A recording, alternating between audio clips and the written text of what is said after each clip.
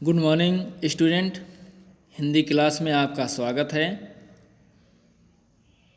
पिछले सप्ताह हम लोग महादेवी वर्मा द्वारा रचित गीत के तीनों पार्ट्स पढ़ चुके हैं, जो कि 5वां चैप्टर था। आज हम लोग जिसकी चर्चा करने जा रहे हैं वो 6 चैप्टर रामधारी सिंह दिनकर द्वारा रचित अभिनव मनुष्य के विषय में हम लोग चर्चा करेंगे। तो पहले मैं पद पढ़ता हूँ। है बहुत बरसी धरती पर अमृत की धार, पर नहीं अब तक सुशीतल हो सका संसार। भोग लिप्सा आज भी लहरा रही उद्याम, बह रही असहाय नर की भावना निष्काम। धरित्री मीन्स होता है पृथ्वी, अमृत की धार मीन्स होता है संतों और महात्माओं के उपदेश रूपी वाणी। सुशीतल मीन्स शांत और हृदय।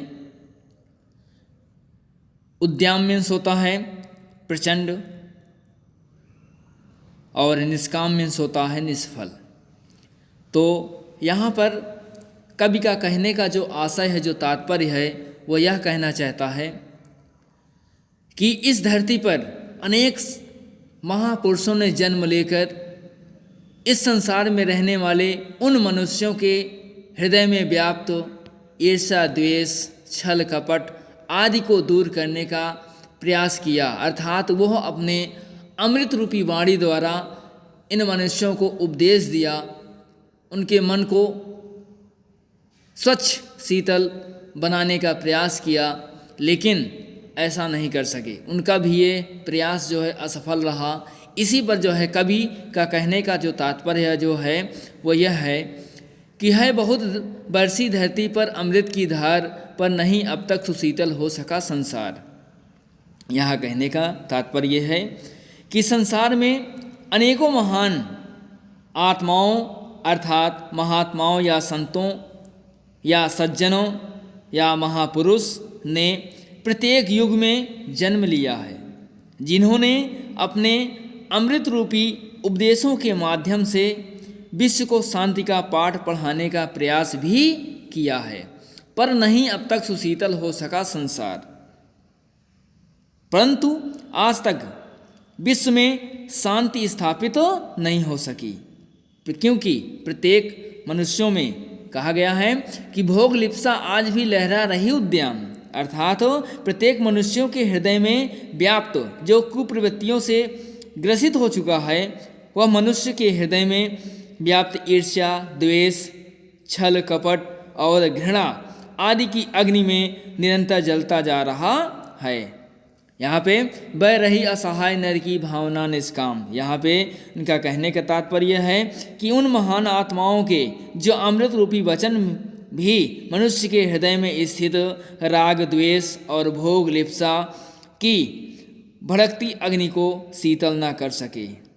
यहाँ पर आशा यह है कि मनुष्य को भोग लिप्सा की कुप्रवृत्ति से मुक्त कर पाने में उन महान आत्माओं के वचन भी निरर्थक सिद्ध हो चुके हैं। अर्थात यहाँ इस प्रकार यह कहा जाना अनुचित नहीं होगा कि वर्तमान युग में महापुरुषों के जो अमृत रूपी वचन हैं वह निष्फल हो रहे हैं।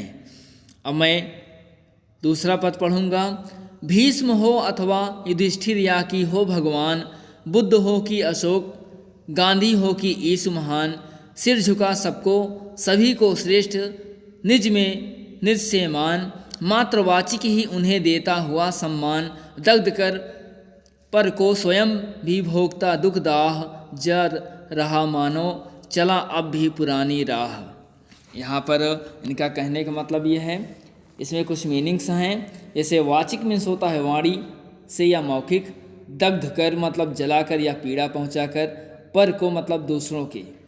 यहाँ कवि का कहने का जो तात्पर्य है, जो आशय है कि भीष्म हो या अथवा युधिष्ठिर या कि हो भगवान, बुद्ध हो कि अशोक, गांधी हो कि ईसु महान।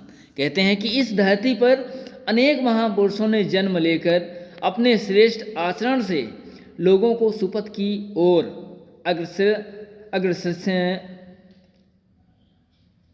अग्रसित करने के उपदेश दिए थे।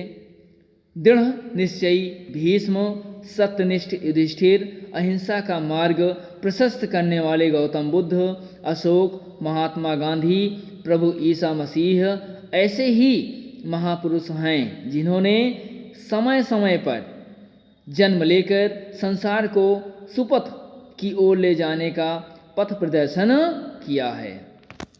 सिर झुका सबको, सभी को श्रेष्ठ निज से मान, मात्र वाचिक ही उन्हें देता हुआ सम्मान। यहाँ पे यदि मनुष्य ने उनके उपदेशों को श्रद्धा भाव के साथ स्वीकारा और इनकी श्रेष्ठता का मान भी रखा, परंतु उनकी श्रेष्ठता मौखिक मात्र ही थी, उसका प्रयोग मनुष्य में व्यवहारिक आचरण में नहीं किया। इसी कारण आज वह अन्य लोगों का शोषण करके उन्हें दुख देता है।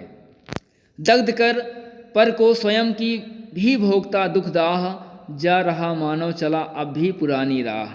यहाँ कहने का मतलब यह है कि आज का मनुष्य दूसरों को दुख की आग में झोंक कर स्वयं भी उसी आग में जल रहा है।